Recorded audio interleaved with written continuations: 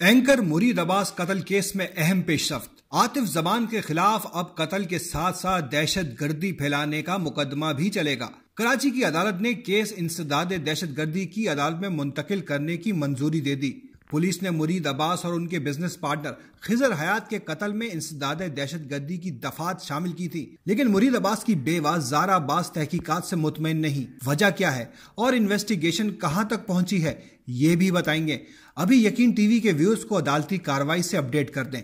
कराची की judicial magistrate जनूबी की अदालत में पुलिस ने दरखास्त दायर की कि कत्ल की यह वारदात शहर के पौश इलाके में की गई, जिससे शहरियों में खौफ व हरास फैल गया। मुरीद अब्बास और उनके दोस्त को कत्ल करने वाले आतिफ जमान के दीगर बिजनेस पार्टनर भी पुलिस तहकीकात में ताउन से कतरा रहे हैं। तफ्तीशी अफसर ने अदालत को बताया कि मुलजिम आतिफ जमान ने मुल्क के कानून की रिट को चैलेंज किया। दोहरे कत्ल के बाद किस में हिम्मत है कि वो पैसे मांगे। कत्ल के जरिए ये पैगाम भी दिया गया कि जो पैसे मांगेगा उसका भी यही हशर होगा। तफ्तीशी अफसर ने यह भी कहा कि 91 करोड़ रुपए खाने के लिए आतिफ जमान ने मुरीद अब्बास और खिजर हयात को कत्ल किया।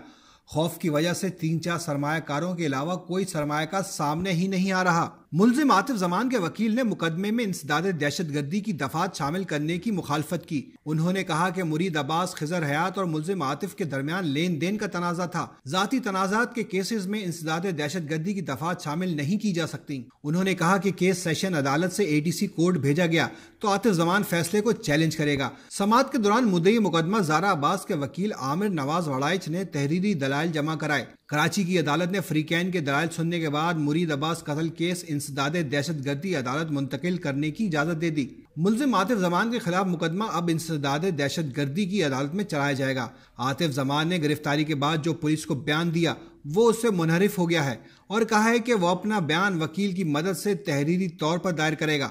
लेकिन मकतूल टीवी एंकर मुरीद अब्बास की बेवा ज़ारा अब्बास मुतमईन नहीं। उन्होंने एक इंटरव्यू में कहा कि आतिफ जमान का भाई आदिल जमान भी कत्ल की इस वारदात में बराबर का हिस्सेदार है, लेकिन पुलिस ने अब तक उसे गिरफ्तार नहीं किया।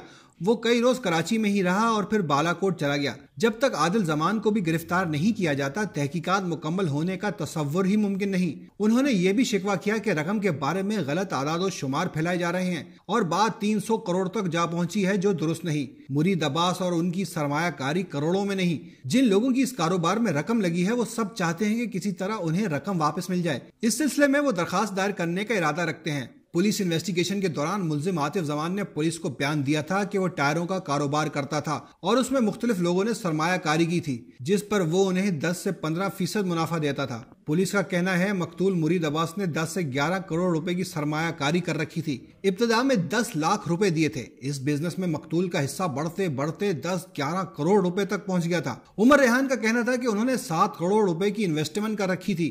आतिफ जमान हर 3 माह बाद 50 लाख से 1 करोड़ रुपए तक मुनाफा देता था। बोल टीवी के मारूफ एंकर मुरीद अब्बास घर का ताल्लुक जिला मियांवाली के नवाही शहर पिपला से था। उन्हें कराची के पौश इलाके डिफेंस में 9 जुलाई 2019 को फायरिंग करके कत्ल किया गया था। मुलजिम आतिफ जमान ने मुरीद अब्बास और दूसरे बिजनेस पार्टनर उमर को दफ्तर बुलाकर मारने की मंसूबाबंदी कर रखी थी। आतिफ जमान ने मुरीद को 7 गोलियां मारी। इस दौरान उमर वहां से जान बचाकर भागा।